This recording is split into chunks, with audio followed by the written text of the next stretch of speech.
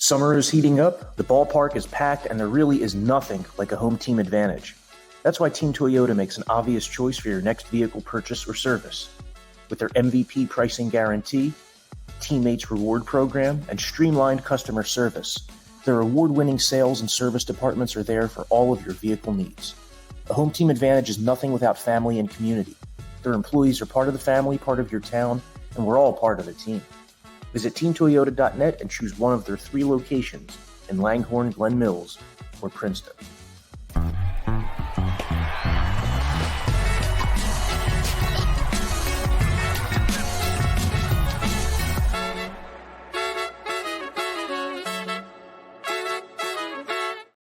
Hey folks, thanks for listening or watching the Phillies Talk Podcast on YouTube. I'm Corey Seidman, and we had to bring in the big guns the day after a no-hitter for the Phillies. We're bringing in Ben Davis, the former catcher, the Phillies color commentator, and pre- and post-game analyst. Ben, there's a lot to talk about. That was maybe Rob Thompson said today that was the coolest regular season game he thinks he's ever been a part of, just given all the drama that unfolded between, the milestone for Nick Castellanos, the no-hitter, Weston Wilson. I guess, first off, just like what point in the game did it resonate for you that Michael Lorenzen actually had a chance to throw a no-hitter? Michael Barkin and I went over to the ballpark last night, and we were over there just hanging out. We had some supper, and then, we have to do the 7th inning hit during the broadcast. And we got back here, and Michael said to me, "Hey, he's got a no-hitter?" And I go, "Well, I do now."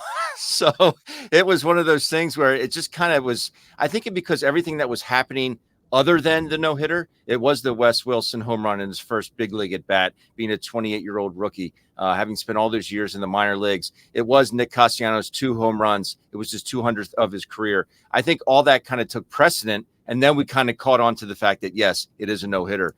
It was just, I would agree with Topper. You'd be hard-pressed, really hard-pressed to find a regular season game that had that much impact on multiple people, multiple sources. I mean, it was just incredible. Cannot imagine being there in those seats.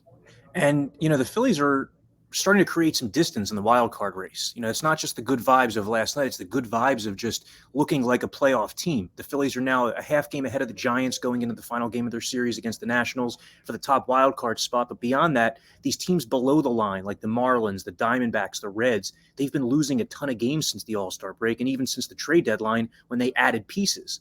So the Phillies are really trending in the right direction. They're starting to look similarly to how they did late in the second half last season.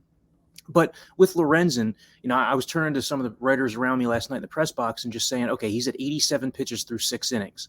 The guy's gone past 103 pitches like 3 times in his career, all the way back in 2015. There's no way that they're going to keep sending him out there. But I guess if there's anybody that you can expect efficiency with pitches from, it's Michael Lorenzen. And Rob Thompson told him after 100 pitches in 7 innings, you have 20 left. Yeah. He went back out there through 11 pitches in the 8th inning to put himself in play. But just what have you thought of his ability to induce soft early contact? I think it's been great, and it's his late movement. I know he was upset with the 4 walks that he had in the ball game, and understandably so. Walks will kill you, especially in this ballpark when this ball starts to really fly.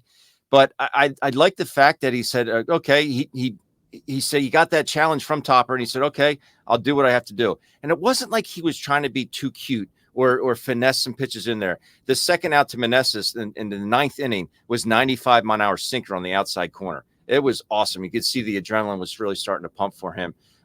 Once he came out for the 8th inning, once he got through that, I figured he'd come out for the 9th because I didn't think he would come out after the 7th, to be perfectly honest with you. But when he did, I'm sure glad Rob Thompson gave him that opportunity.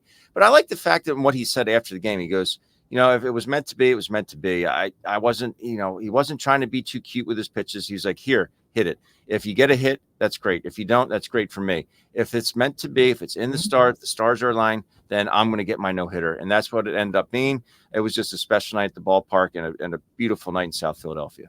Well, a lot played into it. Like the Phillies being up 7-0, it wasn't a nail biter, so it's not like one mistake was going to change the course of the game. It's also the portion of the schedule the Phillies are at where they're off next Monday and Thursday before and after that Blue Jays series. So Rob Thompson said after the game, Michael Lorenzen is going to have 8 full days off. His next start won't be until next Friday. So so over a week he gets without having to pitch after throwing those 123 pitches. But yeah, so going back to earlier in the game, the first dramatic situation, a guy who had family in the house as well, Weston Wilson hits that home run, the third pitch he sees in his first major league at bat. 28-year-old guy, or 2,800 plus plate appearances in the minor leagues. That's got to do wonders in terms of making a guy feel like he belongs, right? It does. And one thing about this ball club, and they're a very endearing bunch. And I think that's why the city fell in love with them last year. Obviously, it's been a long time since they made the playoffs, since 2011. It was a long time coming. The drought was real and people could feel it. But once they got in last year, it was just a very endearing team to kind of wrap your arms around, because they're hard workers. They're blue collar guys. They're accountable. And when someone comes in the clubhouse, they make you feel like part of their family. And I think that's what they did with Wes Wilson. It was a long time coming for him to get to the big leagues. He finally got there, thankfully, and he made the most of his opportunities. 1 for 1 with a home run in his first big league at bat, three walks, or two walks, I think he had, and 3 runs scored. What can you ask for anything else than that in your debut? It obviously gets overshadowed by the no-hitter, but you see the emotion from his family. His dad was up there crying. I had some tears in my eyes thinking, you wait your whole life. The only thing you want is to see your kids have success and to see them be happy, and to see that transpired last night, and to see the way his dad reacted to that, his whole family, his wife. It was awesome to watch. And it makes you realize that these guys aren't robots. They're still human beings, and they have family, they have friends, they have emotions. Yes, they make a lot of money, and there's a reason they do so, because no one else in the world can do what they do. But to realize that they still are human beings, they have that emotional side to them, and have that come out, it's cool to see. And to that point, I think there's a portion of baseball fans that don't really buy into things like quote unquote clubhouse chemistry, but it's real. And you see it with this Phillies team. Rob Thompson said this team has more chemistry than any that he's ever been a part of. To your point about guys coming in and feeling welcome, you think about Drew Ellis, for example, another guy who spent most of his career in the minor leagues, comes up his first weekend as a Philly, has a 2-homer game, is instrumental in a win over the Nationals. Think about Jeff Hoffman, a guy who bounced from team to team, gets to Philadelphia, really seems like he's found himself as a setup man here. Just looking at this rotation, though, they're in the 6-man until next week. Christopher Sanchez has pitched well time after time, but it looks like, just based on the numbers game, barring some sort of injury, it looks like he'll go to the bullpen. But the guy I want to ask you about is Ranger Suarez, because of anybody in the Phillies rotation, he's the one guy lately that has just every outing has been laborious. I mean, I know Nola's had a couple outings lately where he's given up home runs, but with Suarez, even though he's minimized damage somewhat in his last 2 starts, falling behind like every hitter, it's not what we're used to seeing from him. You think he's just in like a late season malaise here, or what's going on? Yeah, I think so. We know what kind of June he had after he came off the IL. I mean, June, he was phenomenal, much like Kyle Schwarber. But it just seems like he's not on the attack. It's almost like he's kind of trying to be too perfect. Next thing you know, it's 2-0 or 2-1 or 3-1. And that's when he's getting hit. I did like the last outing. I know he only lasted, 5 2/3. But the last inning that he pitched, he came in with not many pitches, and he ended up, bases loaded, and Jeff Hoffman came in and bailed him out. CJ Abrams came in and pinch hit and had a pop up, but he was able to bail him out. But they were all weak hits. The last one was an infield single to deep third base. Castro was playing third base. He couldn't do anything about it. It was just the way it is. He stayed off barrels for the most part. The thing that I was happiest about with Ranger is his changeup was there in his last start. And that is something that he needs, that pitch. He can throw it 3 times in a row, 4 times in a row, because you got such good arm action on it, good arm speed. The ball just never seems to get to home plate. But when he's dotting the fastball into righties and he can fade that changeup down and away, it's going to be a long day. And he can also run the 2-seamer outside corner. I also like the fact that he took a lot more off his breaking ball. The curveball he was throwing a lot more earlier in the season, but he threw a couple breaking balls, if you remember, Corey, at 72 miles an hour. Mm-hmm. If you get a 72-mile-an-hour breaking ball and then you have a 94, 95-mile-an-hour fastball, that is a huge difference and not easy, obviously, to judge. So you can be awfully late on that fastball and way early on the breaking ball. So he did make some adjustments in that last start. I like he stayed off barrels as well. He had good late movement, but the biggest key is that changeup, and he was able to throw that effectively. Michael Lorenzen really gave JT Realmuto a ton of credit last night after the no-hitter, and one of the things he mentioned after both starts, after the 8-inning start in Miami and after the no-hitter, was that he didn't shake JT off once in either start. In your experience, have there been guys that you immediately had that chemistry with, that you just were both in lockstep and feeling each other on each pitch? Like, is that rare to hit your stride with a new guy that quickly? It is rare. The only guy that never shook me was Mark Burley, and Mark Burley never shook any of his catchers. Okay. And he saw what kind of success he had. He would literally go into his windup before I even put a sign down, and he would just grip it and throw it. That's how much conviction he had in each pitch, and it was just like, hey man, this is me. If you hit it, he kind of reminds me a lot like Ranger Suarez. And if you get the best of me, then so be it. But I'm not going to back down. I know I don't throw real hard, but I'm going to make my pitches. I'm going to throw each pitch with conviction. Mark Burley's the only guy I ever had that did that. But there have been other guys that I had very good rapport with. There were other guys that actually requested me to catch them because we were on the same wavelength. So that always made me feel good. And conversely, there were other guys that didn't like when I caught. Either I gave too big a target, or I didn't present my mitt the proper way, or I was off sequence with them the way I would put my fingers down. So it goes both ways. But it's nice to hear Lorenzen say that about JT last night. He said, if I did shake, it was just to throw off the hitter. So, they had that good rapport. And once you get in the lockstep with a pitch like that, it is fun because you just keep going and you get in such a good rhythm. It's fun to watch. Sorry if you hear the printer in the background. I'm in the media workroom here at Citizens Bank Park. I do not hear it. About an hour ahead of, a few listeners out there hear it, forgive me. But I'm going to try to cut through the noise to talk about the standing ovations that Trey Turner's been getting. It's the first chance we had to talk about it. But, I mean, in my opinion, I look at it and I'm like, now this guy needs to go 0 for 4 5 games in a row before the fan base turns again, which is a good thing. I'm saying that I think that this was almost like a second win that he needed, this feeling of support. You almost like saw the fan base will him into the weekend that he had over the weekend, and he's continued it by hitting, moved up to the leadoff spot yesterday, kept it going. There have been a lot of times this season where we've said it looks like Trey Turner's turning a corner. Do you think we're starting to see something like that?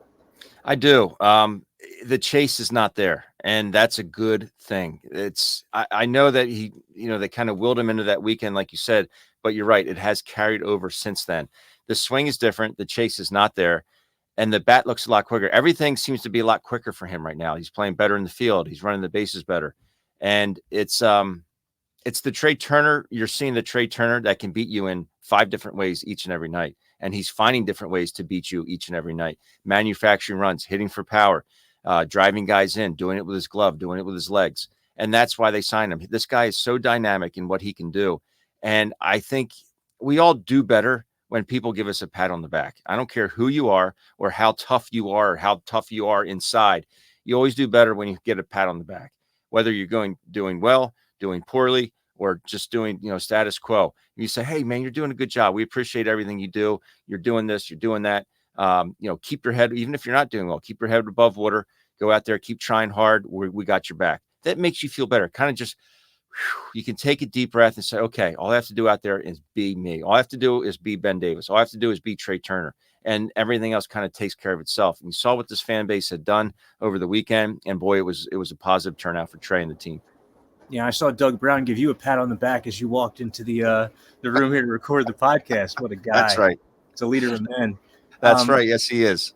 So Nick Castellanos, not to be remiss not to mention the fact that he reached 200 homers. And Nick Castellanos is almost like the veteran guru of this team now. Whenever something big happens, he's in the clubhouse providing perspective. He was just talking about all that's happened during this homestand. He was asked about Trey Turner, for example, and he said, look, this guy's going to be here in Philadelphia so long that by the last year of his contract, Liam's going to be old enough to have a beer with me at the bar. So this fan base needs to make him feel welcome. But Castellanos himself, he hit a skid going into the All-Star break, coming out of the All-Star break. For like a good month there, he was the worst hitter in baseball statistically, but he's turned it around. 5 homers now in August, 11 in his last 165 plate appearances. It's been his most powerful stretch. He said that when he's going wrong, it's that he's just too antsy, that he's trying to swing at everything, trying to hit everything, and that pitchers use that to their advantage. I guess, can it be so simple that a guy's able to realize something like that, but not be able to physically turn it around quickly enough when things are going wrong? Yeah, it is. It's a kind of a blessing and a curse in the fact that you can think you can hit everything. That's great that you think you can hit everything. No matter what this guy throws, I can hit it. That's great to think that way. But the odds are if he puts it in a certain spot, you can't. And you have to realize what you're good at, what you're bad at, and what makes you happy. Where's your happy zone? And I think that it's just because he's throwing a ball up there doesn't mean you can hit it. If it's spinning, if it's fading away from you, if it's coming into whatever, you have to realize that you get 3 strikes for a reason. Just because it's a strike doesn't mean it's your strike. And I think that's, ever since he went down to Miami that last road trip, he got to sleep in his own bed. He got to hit in his own batting cage at his house. Something clicked for him, and he has come back with a vengeance. And it's only going to make this ball club better. But he's the first half Nick. Right now, he's first half Nick. The reason that he went to Seattle and earned an all-star selection this year. And it's huge for the ball club. He's played a tremendous right field. But I like the fact that he's staying behind baseballs a lot better. The home run he hit to dead center field last night. And then he takes a 94-mile-an-hour heater off Mackenzie Gore in his second at bat. It was inside, and he shoots it out to right field. That means your bat's on the right path, and you're staying through the baseball, creating that backspin. And that is what Nick Castellanos, that is why he signed the big deal here. He earned the right to sign that big deal because of the numbers he has put up over the years. That was typical, prototypical Nick Castellanos. And he speaks from the heart. He's a baseball. If you watch Nick Castellanos on the bench, he's always engaged in the game. He's always watching the ball game. He loves the game of baseball. He studies it, and he can figure out if something's wrong with him. I look at it with Bryce Harper. He came up and he got hot. And all of a sudden, Bryce Harper starts to swing at everything. He was swinging at everything. The numbers start to decline. Now he's realizing, okay, I can't swing at everything. I'm starting to zone balls up, and look at the production that Bryce Harper has had. He's still swinging a lot, but he's swinging at his pitch. He's laying off the pitches early in counts that are down and out of the zone. He's elevating the baseball, and then he's starting to elevate it after his swing is done too. Well, getting Trey Turner going, getting the Castellanos going, these are important developments because 2 guys who have been consistent all second half have been Alec, Bohm, and Bryson Stott. And in my opinion, when I look at the big picture of this Phillies season, I don't know how far they're going to go this season, how deep of a run they're going to make, but beyond that, one of the biggest, maybe the biggest positive development is that these 2 guys, these 2 young everyday players, Alec Bohm and Bryson Stott, look like they're going to be well above average everyday players. I mean, Bohm has been able to maintain that batting average 280, 290 plus. He's on pace for over 100 RBIs, despite the fact that he's might not reach 20 home runs. So then you just think about, well, what happens if he can never get to 25 to 27? You have Bryson Stott, who's been money in 2 strike counts, never feels like he's out of an at bat, makes pitchers work. These are 2 guys who look like they can bat at the top of the order, or as they've done lately, bat in like the middle of the order and be the bridge between the veterans up top and the bottom. But I mean, you see lasting signs in these guys, don't you? I do, because they're pure hitters first and foremost. Am I surprised about Alec Bohm? Not as much. Am I surprised about Bryson Stott? A little bit. But he realized, we talked about Nick Castellanos and knowing something little that makes you go. Last year, Bryson Stott said, we go into spring training, said, I got to lay off the high fastball, and I have to hit the ball to left field. And he has done that. And look where the average is. Look where the consistency is. It's one thing to know what you don't do well, but to be able to make those adjustments, that's a whole different animal. And that's what Bryson Stott has done. With 2 strikes, he's a pain. He's a pain in the you-know-what. And it's very frustrating for a pitcher to have a guy to sit up there, kind of just hit off a foul ball just to live to see another pitch so he gets one to his liking, and then he's doing damage with it. It's very frustrating for a catcher as well, thinking, okay, now we have to get off the game plan. If we have a game plan on how to pitch him, that's great. But if we start to get off that game plan, we have to go outside the box. And this guy he's a nightmare when it comes to that. I think these 2 are going to have very long tenures here in Philadelphia. They're going to put up a lot of numbers. And honestly, Corey, I say this till I'm blue in the face. I don't care about home runs. I care about batting average, and I care about RBIs. And that's what these guys are doing right now. I don't care if Alec Bohm hits 12 home runs. If he drives in 100 every year, I'm down with that. Honestly, I am. And I know you say, well, he's a corner guy. He's 6'5". I don't care. Give me a guy that drives in an RBI. I don't know if he's still in the league lead with 2 outs and runners in scoring position, but that's the guy I want. Someone you can rely on to get the job done. That's what Alec Bohm does. He uses the whole field. Both these guys are tremendous hitters first and foremost, and that's why they're so tough to defend. Yeah, and there's something to be said that there might be more sustainability in Alec Bohm's ability to go the other way with runners in scoring position than there is for a guy to hit a bomb in those spots. I think most people will be okay if he's hitting you 16 to 20 homers, if he's driving in 90 to 100 runs, because then he's a productive middle of the order bat.